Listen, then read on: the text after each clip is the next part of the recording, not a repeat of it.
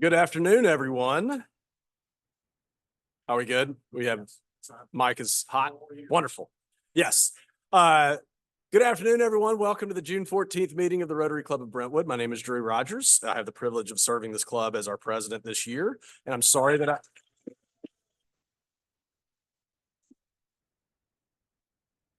Thank you very much. Sorry that I missed you guys last week. I was in the sweltering heat in Charleston, South Carolina on turf baseball fields. It was a good weekend, but we did not win. So yeah, that's a bummer. But we did get to visit College of Charleston, Clemson University, and University of South Carolina. So it was very productive. So nice trips. Not so much. I would like to call the meeting to order and ask Ray Little to join me at the podium to offer our invocation, followed by Jordan Jones with the pledge and four-way test. Got your new name right, Jordan. Before we begin the invocation, I do want to mention that Jennifer Ruane's husband, Tim, is currently in the hospital. And it sounds like the situation was pretty touch and go over the weekend. But needless to say, he needs our prayers. I think Jennifer is hopeful that he has been moved into a rehab facility. I think she is hopeful that he'll be able to come home in the next week. There is a meal train that is being established by Jennifer Bourne that will be taken over by the family of Rotary at some point. But if you do have some interest in learning how we can help Jennifer Ruane and Tim, please see Jennifer Bourne. And with that, Ray, I'll turn the mic over to you. If you will, bow your heads. Dear most gracious and loving Father, we just praise you and thank you for this day. We praise you for the beauty of a Tennessee summer. Lord, we pray that you would give us peace, joy, and love in our hearts, but not for us, so that we can spread it to others. Father, you created our bodies, and you understand it much better than any medical professional. So we pray healing for all those members of our club and our family members who are sick. And we pray that you would give their families that peace that transpires all understanding. And Lord, we pray that you bless this food we're about to eat, the nourishment of our body, and for Christ's service. For his name we pray. Amen. Now, if you'll join me in the Pledge of Allegiance. I pledge allegiance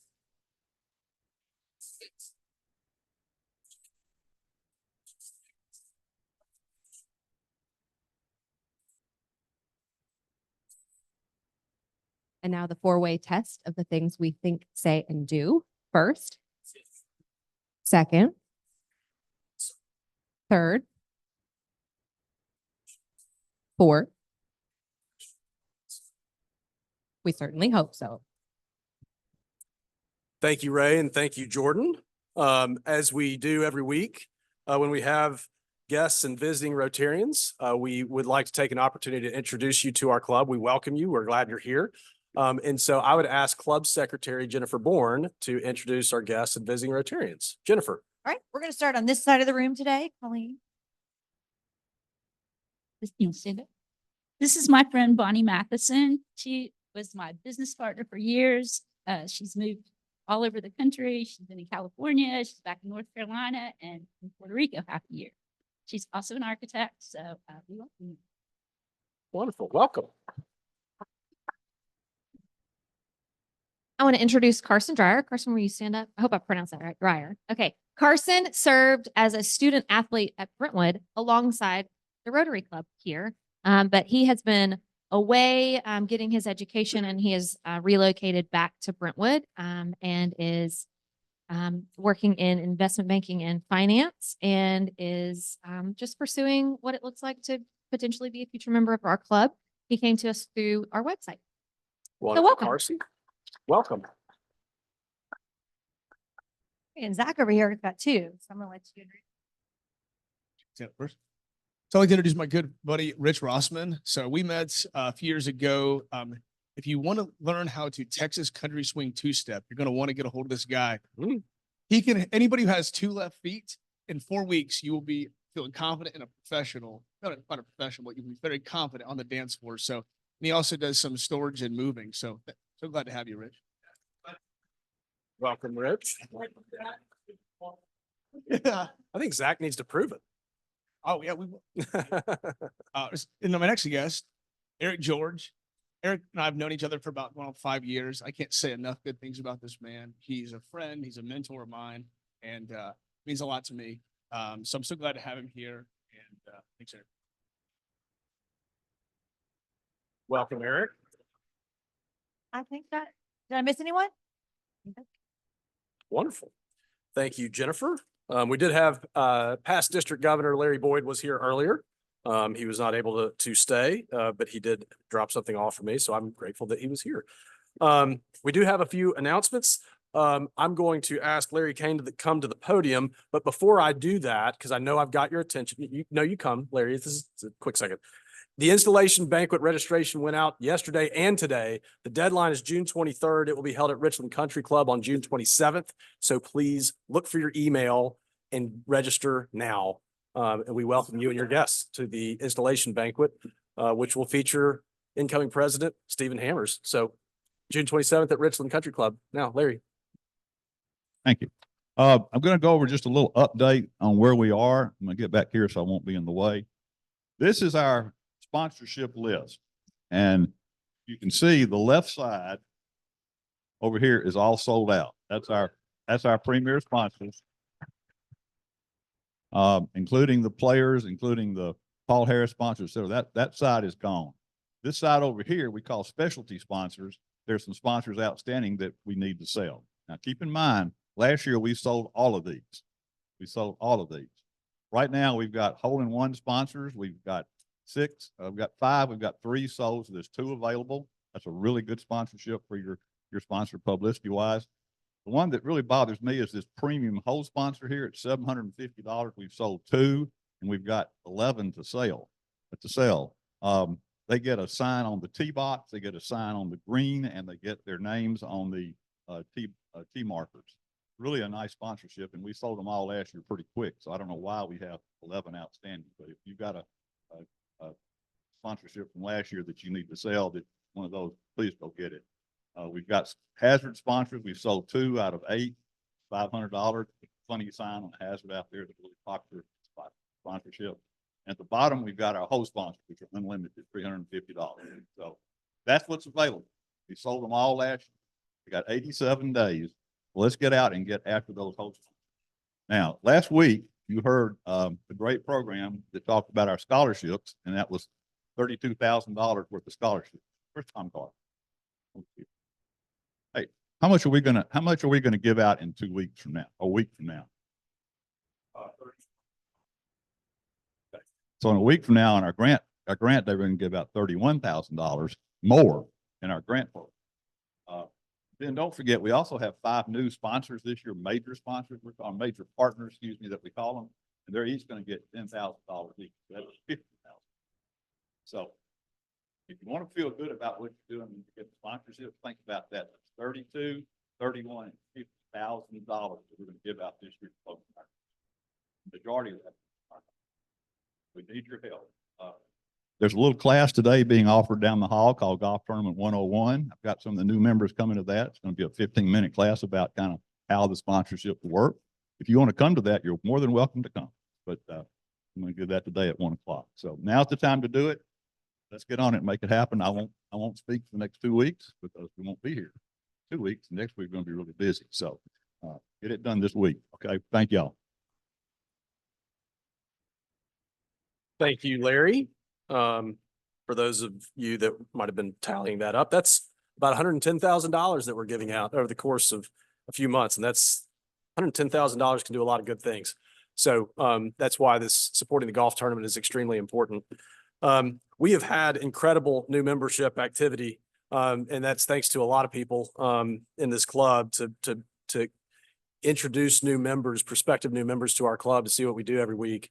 We had the privilege of inducting a new member again today, and she's joined us for several weeks, but this is the first opportunity that we had to actually induct her. So I'm going to ask Laura Troop and Peggy Ray to join me at the podium to induct Peggy as our newest member to the club.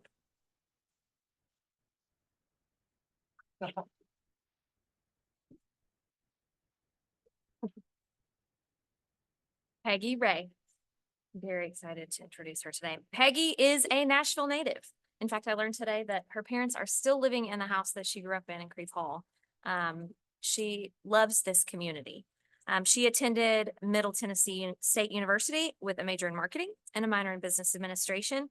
After college graduation, she began an 18-year career with Macy's, working in human resources. And during this tenure, she found herself acting as a local tour guide of sorts for all company visitors. And she would also assist Macy's executives who were relocating to Nashville to find their new homes.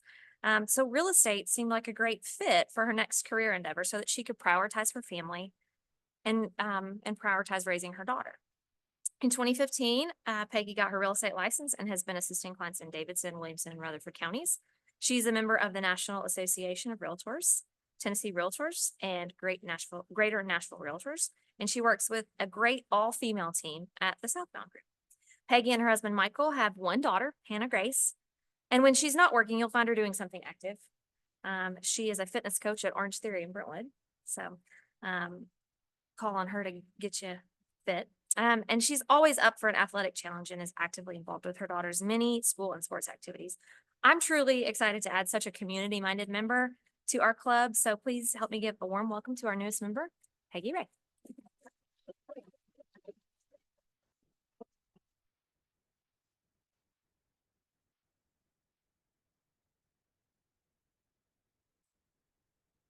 Thank you, Laura and Peggy. Welcome. We are glad to have finally officially inducted you as a member of the Rotary Club of Brentwood, and know that you will make a lot of contributions to our group. So we're grateful to have you with us. Stephen Hammers, the president in 2 weeks, is now going to show his versatility, and he's going to lead us in Happy Bucks. Stephen. Can't believe. Been a while since I've done Happy Bucks. Had a lot You have to use happening. the microphone. I did ring the bell in New York Stock Exchange last month. It was fun. Market went up that day. But the last time I did it in 2017, and it had the second worst decline ever. So, and I went to the Rotary International Convention. It was a lot of fun. And I got COVID while I was there.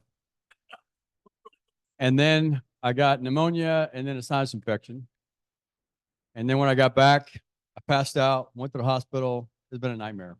You look great. But it was fun. If you ever get the chance to go, I promise you Rotary didn't cause that. But if you ever get the chance to go to the Rotary International Convention, it's take this and multiply it 100,000 times. It's just, there's so much going on in this world, and you get the sense of that the Rotary family is quite significant. And I was very, very, very, very Awesome. so. All right, who's first? Who's happy? Start over here. All right. After that story, I'm putting in something just to have you here. Yeah, okay. But then this is for my, this is for my, one of my favorite holidays, which most of you forgot about, Flag Day. Very good. Nice. A $2 bill. That's cool.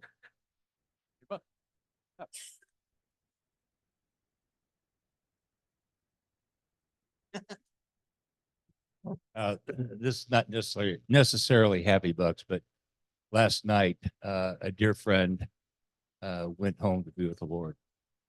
John Wood is also my father-in-law. Mm. And at 89, he lived a very full and happy life. So I am sure he is enjoying hitting balls with his buddies George and Jess on the other side. So rest in peace, John. Anybody else over here? Anybody happy? Come on, Miles. We got I one. know we're happy. We got one over here. We got a Vol over here. I mean, even if you're pissed off, you can They still might do just Happy be happy Bucks. to not touch the microphone after that first story you told, Stephen. I've got two today. Some of y'all met my buddy Justin last week. Thank y'all for being so kind to him. He actually and his company agreed to be a hole-in-one sponsor this past week. So, Nice. so there's your plug. bring people, ask people, they get it if they just know what you're asking. The second one, my Vols are playing in Omaha today, first round of the College World Series. I'm not a poet by any chance, but I did write a poem today for my little son. So big T, little T, what begins with T? Tennessee trounces Tallahassee. Can't you see they all begin with T? The end. Tom, That's good. Tom Carr, I think I saw somebody in this area. would Tom Carr like to rebut that? A rebuttal? No, no. Alan's got something. How's Ole Miss? Are they in the World Series? Well, I actually wasn't going to bring that up, but Ole Miss is number 4 in the country. So, and in football, no, the polls have come out, and the first preseason poll, Ole Miss is number 4. So, winning the national championship. Associated Press, and they call it the way too early poll. So, hey, you know something? I stand up here. Stand up. I'm just going to do a real quick member spotlight. This is Dan Jordan. He's such a good friend of mine. And, you know, back in the day, if you're a native Nashvilleian, you remember those annoying signs that said Folk Jordan. They were like the real estate company in like Green Hills, Brentwood and all. This is the guy that ran the largest residential real estate company in Nashville back in the old days. Now he's just an investor. So everybody give him a hand. Hey, nice. I should have had you as my charge of my advertising. All right. On Awesome. that note? Anybody else? All right. Yes. Well No. done. All righty. I guess that's it. I hope Alan got his money's worth. We're privileged to have an inspiring speaker this afternoon in John Mabry. And I would like to ask Zach Benner to join me at the podium to introduce John to our club. Zach. Thank you, Drew. One thing about me, I'm very passionate about mental health, and I'm extremely passionate about men's mental health. I simply believe that when us men are at our peak, I sincerely believe that society and our families significantly benefit. And I also believe the reverse is true. When we're not, we deteriorate. As Henry David Thoreau once said, most men live a life of quiet desperation. And while this may not be a popular opinion, I believe most people are simply not conscientious of the struggles of men's mental health. We really just simply don't really know what to do when men are struggling. Even their friends are saying, just man up, or it'll get better, or let's go play some golf, or let's go watch the game. But we really just don't know what else to do. In honor of Men's Health Month, we welcome John Mabry. John has struggled in having intense poor mental health and knows full well on battling this intense fight. Although he holds a BA in communication from Baylor University and a master's in counseling from San Diego State University, his real education came in learning how to live with a permanent physical disability that he acquired in college. And on and off for the last 25 years, he struggled with addiction. Previously deemed disabled by the state of Tennessee, specifically for his poor mental health, John has battled and continues to battle to excel through all the trials and setbacks that he faces. Please join me in welcoming John Mabry.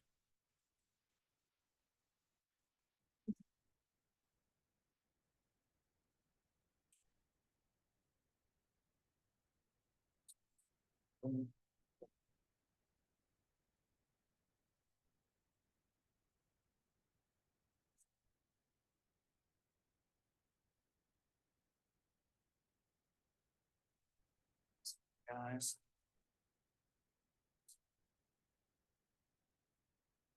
All right, I'm John Mabry. A lot of times in meetings, I introduce myself as John Mabry. I'm a grateful recovering alcoholic and drug addict, and child of the good king upstairs. That's the only reason why I'm here today. Do you mind having me grab that for me? Thank you.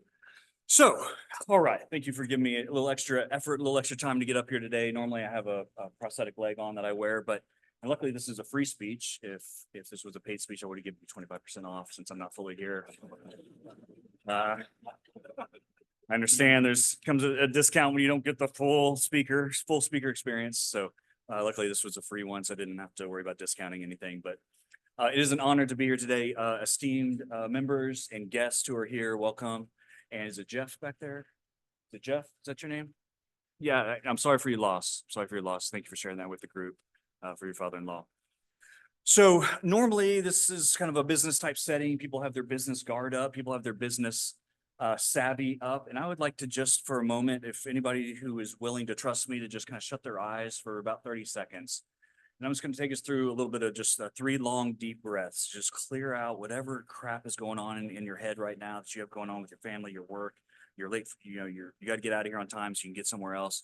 Just if you're willing to trust me, just close your eyes and take 3 long, deep breaths from your stomach, from your belly.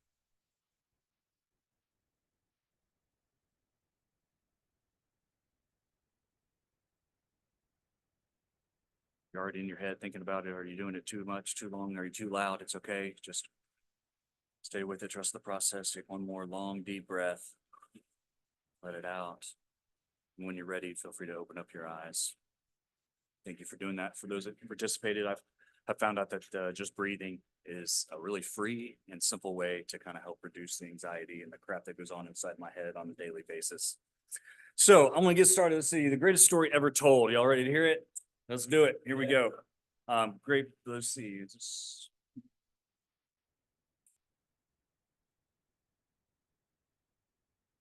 All right, so a little bit about me. Yeah, I got my master's in counseling at San Diego State University. I have done all kinds of stuff over the last 25 years to deal with my mental health. I've done neurofeedback, which is what that picture in the middle is. Neurofeedback, brain feedback, brain mapping. I actually just did a session this morning. I've had brain scans done to figure out what the heck is going on. The bottom left is me walking into my 5th treatment center with my bag of clothes and get kicked out of the house again. Done adventure therapy. I've gone to skydiving in Costa Rica and met with gurus in Bali in a spiritual retreat in Bali and met with gurus, 3 different gurus, huts, and had some spiritual expression in that way to try to deal with. I've searched long and hard. I've gone around the world looking for ways to deal with the crap that goes on up here that I don't want to share with anybody typically, So things that I've done have been marriage counseling, equine therapy, family therapy, EMDR is a way to process trauma. It's a way to process trauma a little more quickly. Cognitive behavior therapy, emotional release massage, psychodrama, group therapy, brain spotting, art therapy. The list just goes on and on and on. Marriage counseling again. That was multiple times. Qigong, hypnosis, and the list just goes on and on. Alcoholics Anonymous, Narcotics Anonymous, Celebrate Recovery is another 12-step program that I've been fortunate enough to be able to work with. So I've had, let's see, 5 rounds of treatment in a 7-year period, 5 rounds of residential treatment. So I've got a lot of education there. 26 years dealing with on and off mental health issues. In that 7-year period, I was in 5 residential treatment centers, 3 sober living houses. So it was not a very fun experience. But how it all started was I was a senior at Baylor University in Texas, where I was born and raised in San Antonio. I was a senior. Everything was going great, guys. I was dating a cheerleader who was our fraternity sweetheart. I was social chairman of my fraternity. My grades were, reasonably good, kind of, mid 3.5, 3.4, just good enough to get by. Doing the fraternity thing, life was amazing. It could not have been going any better. I set up this cruise for 35 friends of mine. We all drove from Waco to New Orleans, and we went on this booze cruise, and I got to go for free since I'd set up the whole deal. I got to go for free. We're coming back from this cruise, and 4 of us are in a car, and unthinkable happens. A friend was driving, 4 of us in the car. I was backseat passenger, and tire blows out, going 70 miles an hour. Right rear tire blows out, and the car starts shaking. This is a replication of what our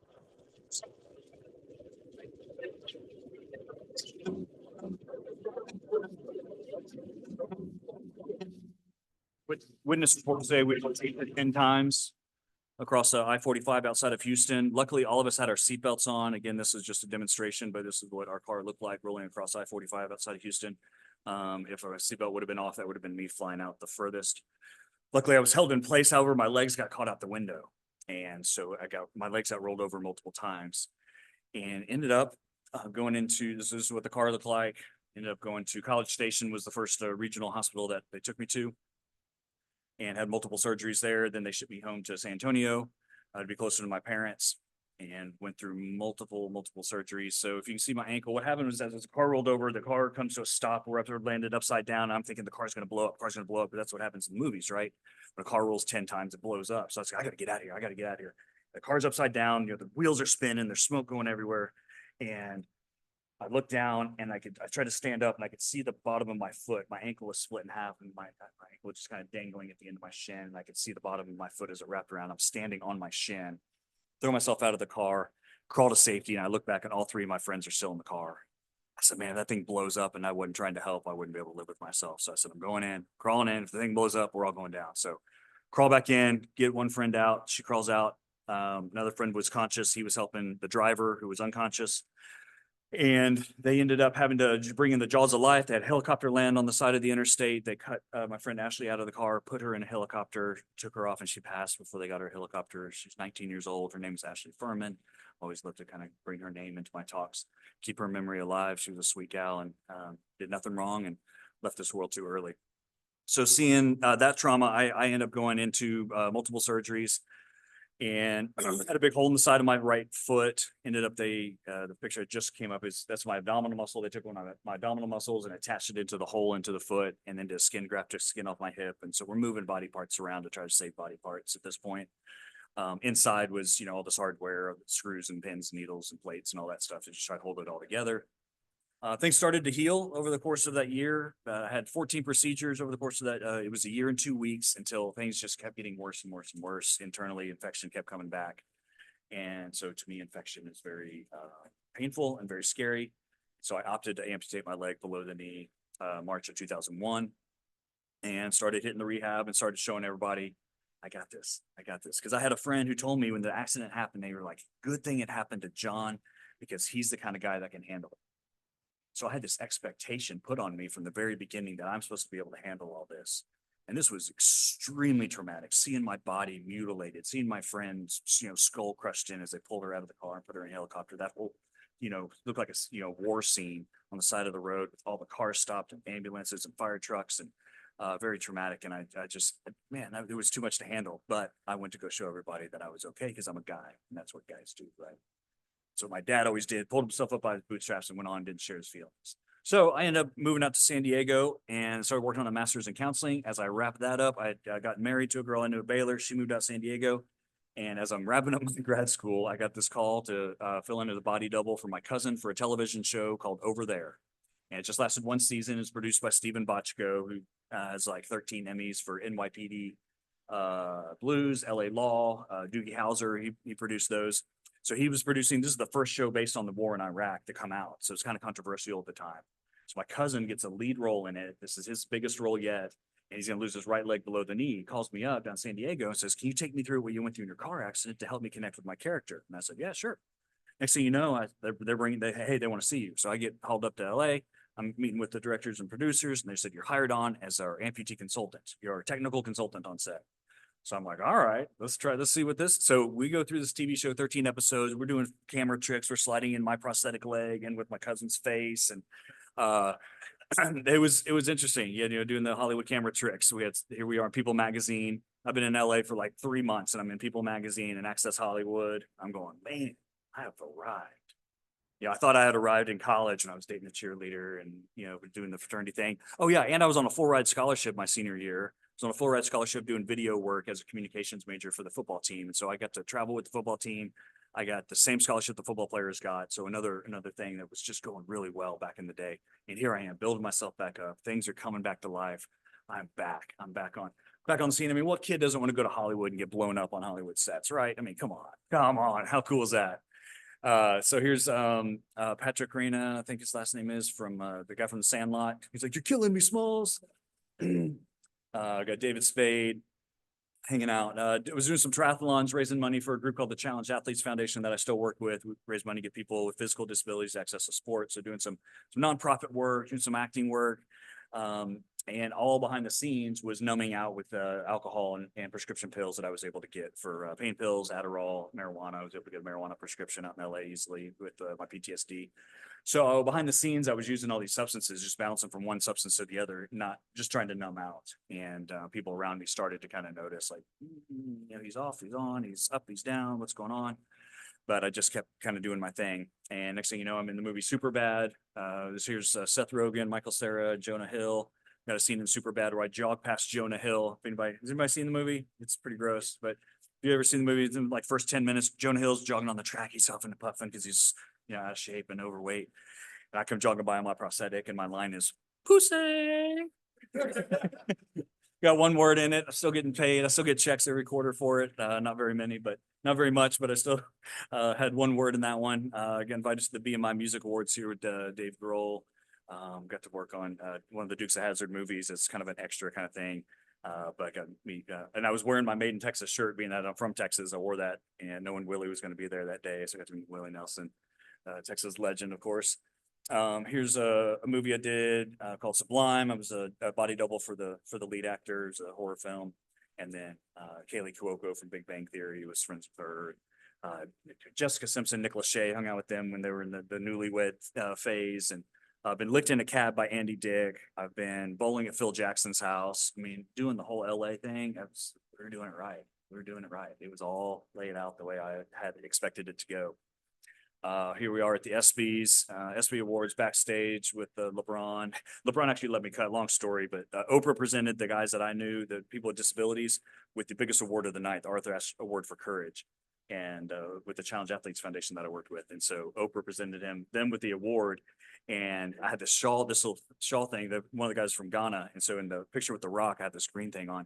And so LeBron at the after party at the buffet table, he saw me wearing that thing because Oprah got one. And he was like, "Oh man, hey, go ahead." And I was like, "Dude, like, I'm nobody. What are you talking about?" He's like, "Oh no, dude, you got the thing with Oprah. You're going first." So I'm not messing with Oprah. Here we are at the Playboy Mansion. You know, life comes full circle when you get to go to the Playboy Mansion with Emma Stone, Ashton Kutcher, Bruce Willis was there, and then Adam Sandler, excuse me. Get to go to the Playboy Mansion with Adam Sandler. Life was complete, man. I was doing pretty well. Until about 2 weeks later, I got a call that my brother, my best friend and my only sibling, didn't show up for work. My brother was brilliant. He had a graduate top of his class, University of Texas Business School. He went on to get his worked overseas at a number of different places around the world, and then ended up getting his MBA from Georgetown, and then it ended up in LA. And he struggled with addiction and mental health issues, and we didn't talk about it. We just thought, "You're really smart, go figure it out. Just stop ruining your life and you'll be better." And we just didn't talk about it. And sure enough, I got a call. He didn't show up for work one day, and I drove the 8 miles from my house in Sherman Oaks over the hills to Beverly Hills. He was living in a house there, renting a room with some other guys. And I reached for the bedroom door, and it was locked, and nobody had seen him for 3 days. So I called his cell phone. I could hear it ringing on the other side, but no answer. So I prepared myself for the worst. I kicked in his locked bedroom door, and I found my brother dead from an overdose. Because we didn't want to talk about it. Specific, I mean, that's the truth. We didn't want to talk about it. So we didn't want people to think that our family was struggling, and now he's pretty dead. So we buried my brother in January 2009. His name is Matt. He's my best friend, my biggest supporter at the time. And so I'm grateful. I got a few years there with him toward the end in LA.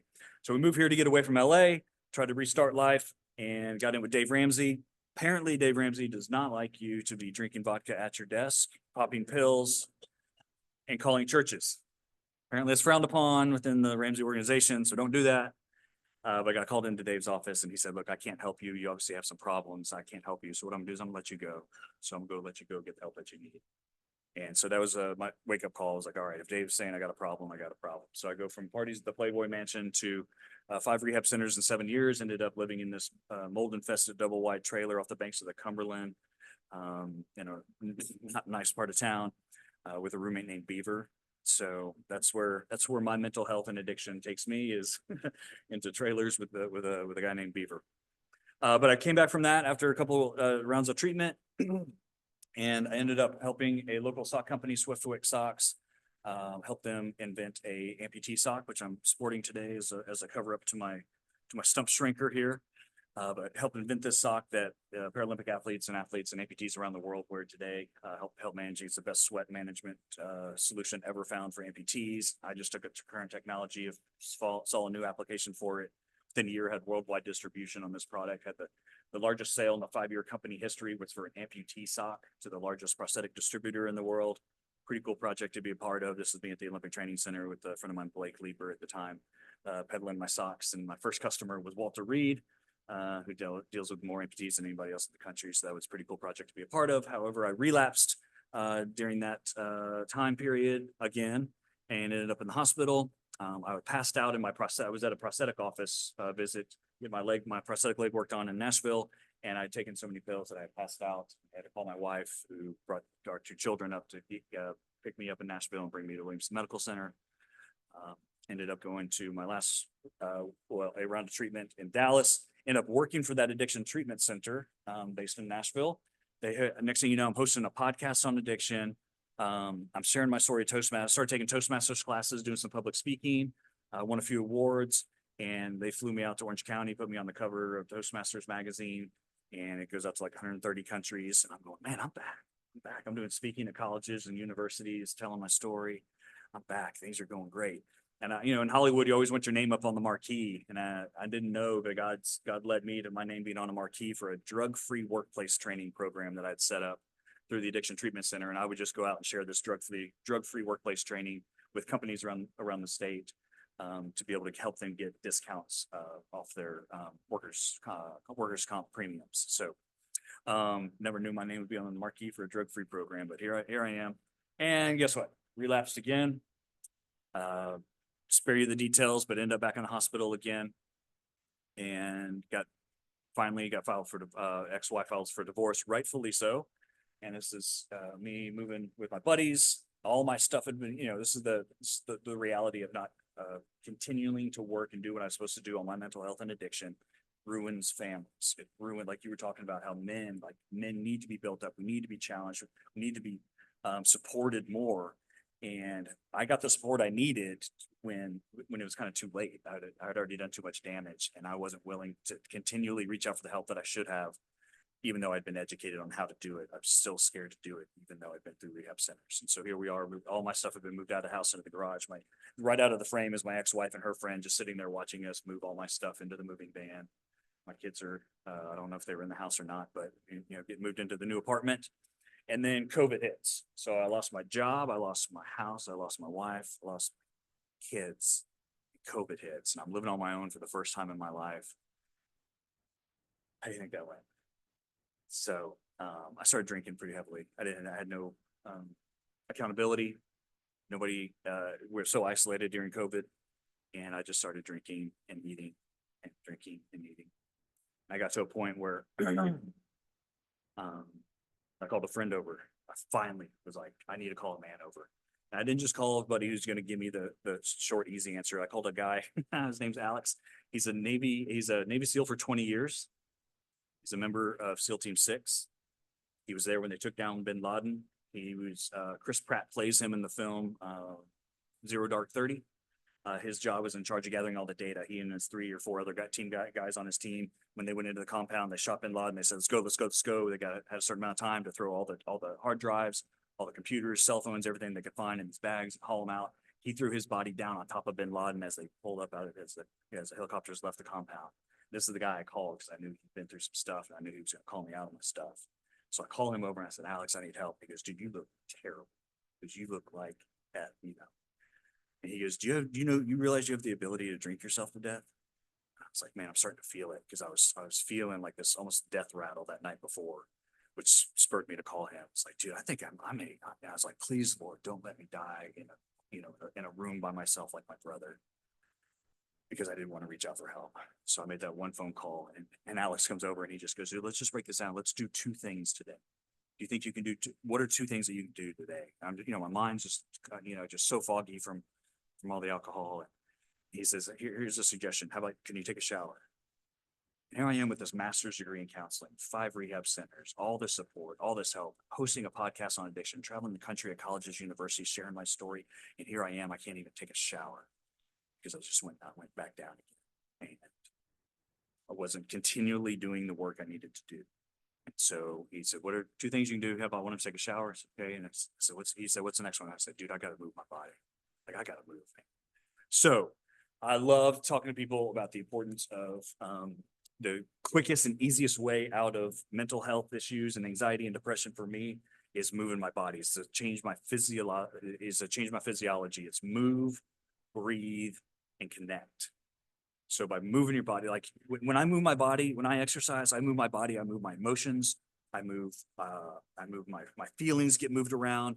All the crap that's up there kind of gets pushed back, and I get and like starting the class out today or starting the group out today, just with the breathing, guys, and then connecting with others. And that's, you all are doing that here in a professional setting to move your business forward. I encourage you to find somebody that you can attach to, that can mentor you, that you can call on help for on your personal needs as well, not just your professional and financial needs that a lot of, I'm sure, get talked about a lot here. So, man, we hit the gym. We got back to the gym. It's where I met Eric, met you, going to the rec center over here. Said, all right, guys, we got to come back from this thing. And Alex told me, the Navy SEAL, he told me, he goes, everybody loves a comeback story. And I said, dude, I came back from my car accident. I came back from my brother's death. I said, I'm about to die myself from drinking. Like, I don't know if I have another one in me. He was like, let's start with 2 things. Just start with 2 things today. So one of them was move my body. So started hitting the gym, started moving my body. This video is going to work, but I brought my kids into the program, got my kids in the gym, watching dad move around a little bit. Next thing you know, I've dropped 50 pounds. Now,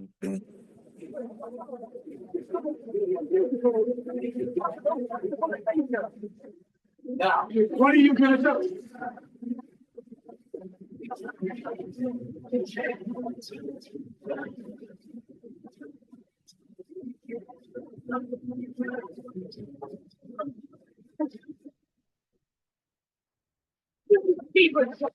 So for me, again, moving my body, breathing, connecting with other people in a gym in a healthy environment really, really helped me out.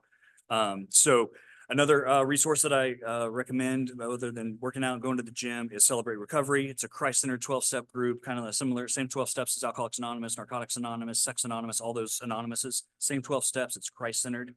I found it to be most beneficial place for me to go get ongoing regular support and talk with other men about my real problems. So, man, I'm back. Everything's going great. Everything's going awesome. And then this last summer, this is my mom last June. This was 12 months ago. My mom started to decline in her health, and she went pretty quickly. My mom was my biggest supporter, my best friend. Lost my brother. He was my biggest supporter and best friend. Just lost my mom in February, and was flew in to identify her body. I wanted to take that on, so I had some closure, which I didn't have with my brother. Here's my mom. We buried in March, right next to my brother. And you think life got any easier for me at this point in time? No. So I'm still working out. I'm hitting my workouts, even though my mom is sick. And I just got a text in between boxing rounds at Title Boxing over here in Cool Springs. I got a text and my dad said, Mom died, Mom passed. And I've hit the floor. I started crying, and a woman comes over. She goes, "You okay?" I said, "My mom just died." She said, "Let's get you home. Let's get you out of here." And I said, "No, I came in here for me today, and I'm going to finish me today." So this is me. 5 minutes after finding out. It's about, again, staying moving, staying connected, connected to what I feel I'm being called to do. And I'm being called to move my body and keep moving and when I do it physically, I do it emotionally, I do it spiritually. And I got an ingrown hair. I got an ingrown hair in my leg, guys. I got a little ingrown hair. You have something in your life that just a small little thing that just won't let you go. Well, I just got one of those right after my mom died. So here's what's happened over the last 5 months.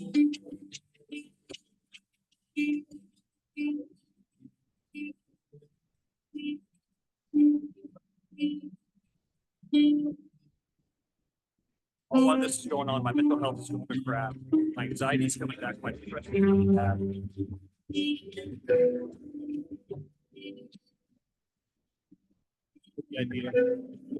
All my PTSD is back. I just lost my mom.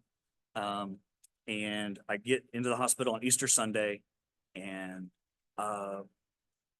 you play that video? It's Easter Sunday.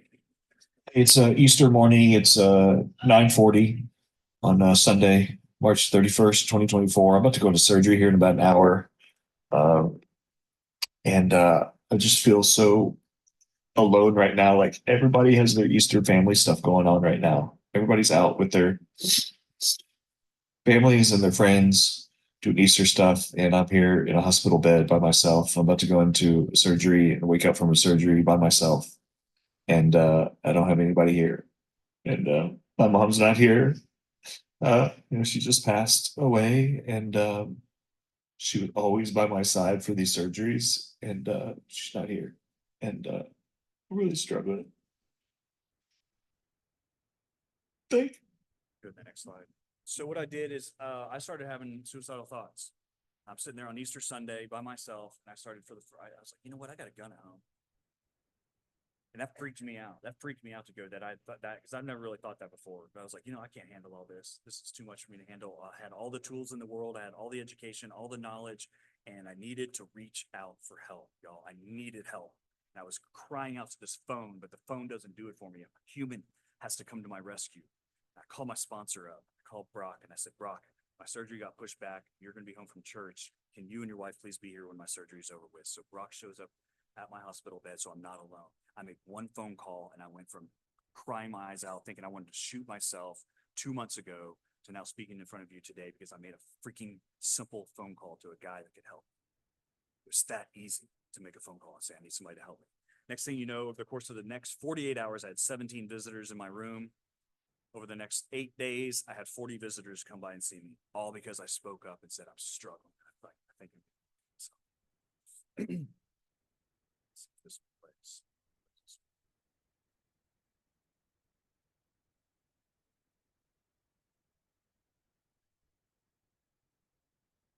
Nice deep breaths for me. Come on, squeeze Deep breath. All right, good job. it. You did it. His brightness looks like it's way down. So then they took the bandage off for the first time after the abscess that they found in my leg. You go, next football video. So this just brings up all my trauma. I was just like, dude, I can't get this. I can't do this. I can't do this. It's like I hate being tied to these cords, man. I had a wound back on 24 hours a day. I was carrying a wound back around.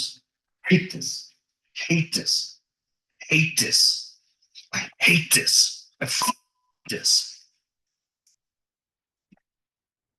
Felt like that. You ever felt like you're in the middle of something that you just hate? You don't want to be there, but I'm here to tell you, if you're there right now, stick with it. Keep going through it. Reach out for help if you need it. Okay, guys? 'Cause that's where the growth happens. I mean, I've been growing more in the last 2 or 3 months than I ever have. Ended up, had to go to injections. Like I had in-home nursing care coming by, just sleeping as much as I could. So I do the wound vacuum. What we do twice a week. I'm going for. I'll spare you the details. We got had to have wound vacuum people, a chiropractor, laser hair. I mean, doing all this stuff to try to bring me back. And I did not give up, and I kept. He's not about to convince God my body. who you are. He knows who you are. If you would just realize who you are and embrace it, he can finally give you his plan. But he can't give you his plan when you this version of you. So all you really have to do is develop, and he will deliver. As you develop, God is going to deliver more of the plan. The reason why you don't have a full plan is because you ain't fully developed. God can't deliver to you what he wants to deliver to you because you're not developed to the level you need to be developed to get the stuff, and you chasing the stuff when all you need to chase is development. Keep pushing forward, guys. That's the goal of that one and this one as well. Does that play? Oh. All right.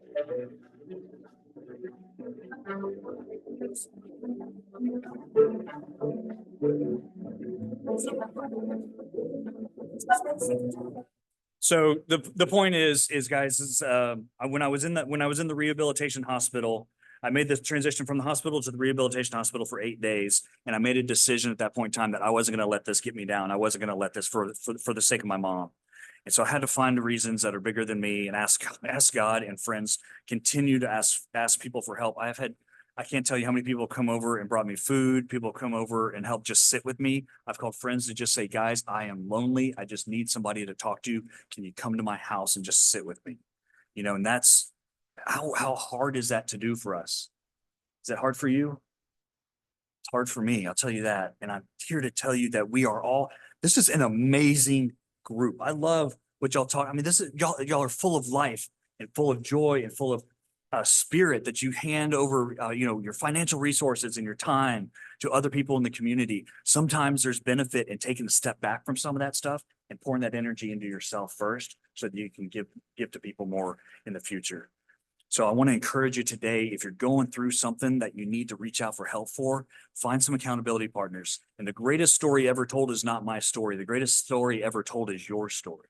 It's you telling somebody what's going on with you so that you can overcome whatever it is that's holding you back. So the greatest story ever told is you need support. Start with one person. I started with Alex, and it changed the trajectory of my life. When I wanted to shoot myself, you know, a couple of months ago, I called one person. I started with one person. So all you gotta do is start with one person. Again, I love to support Celebrate Recovery. Again, Christ-centered 12-step group. They have them at churches around the area if you're interested in that. And then I do serve as accountability partner and do one-on-one coaching for people. And this is my contact information here. And I just put up there, charge $120 an hour. They can be split up into 15-minute increments. People love that. So where they just call, they just need, hey, I'm going into a meeting. I just need some support real quick before I go into this meeting. Can you help me talk through something? I'm talking through some fears of, I don't feel good enough to go give this presentation at work. Can I talk to you for a second? Can you pray for me? Things like that. So I would like for you to consider, for those willing to, as we wrap this up, close your eyes again and think of 2 things that you can do today that will put you in a better place tomorrow. What are 2 things that you're putting off? Is it signing up for that gym membership? Is it having a conversation with your spouse? Is it handing something over to God that you need to hand over because you're something with your child is too hard for you to deal with? Is it you have an upcoming wedding or a funeral that you have to attend that you're scared of? Something you can hand over. What are 2 things today that you could consider laying out on the table and reaching out for somebody for help? Now we'll finish with 3 long, deep breaths. So we wrap up, take 3 long, deep breaths.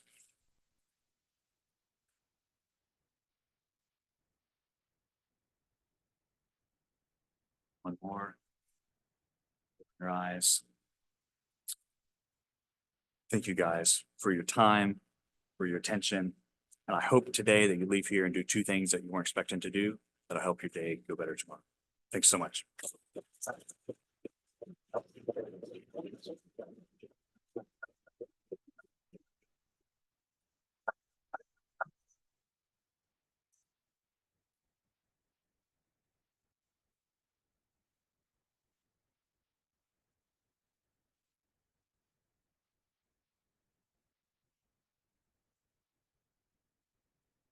John, what an amazing story that you've shared with us. It's I knew it would be inspiring. I'm not sure that I was fully prepared for all of the experiences that you've had, the adversity that you've overcome in so many different ways, and how you would touch our lives this afternoon. But we're grateful and thank you for being here.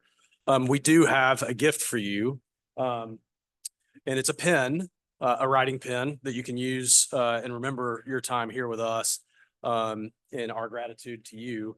But we ask you to do something with that pen, which is to sign a book that we read to elementary school students here in Brentwood. So if you'll sign your name and maybe a brief sentence about yourself, when we go read this book to an elementary school student here in Brentwood, we'll tell them about when you joined us. So thank you so much, John. Is it possible to request to go read it sometime, or do you have to be a member? Absolutely. And there are people here. There are people here that can help you with that. Thank you very much, John. Our guests, thank you for being here. I hope that you enjoyed your time with us. Carson, welcome. Bonnie, thank you for being here. Rich, Eric, thank you guys for being here. And if you can stick around and help put away the tables and chairs, that would be wonderful. We are in stacks of 8 on the chairs right by the table, and then the tables get rolled out to that back window. If there's nothing else for the good of Rotary, then we are adjourned.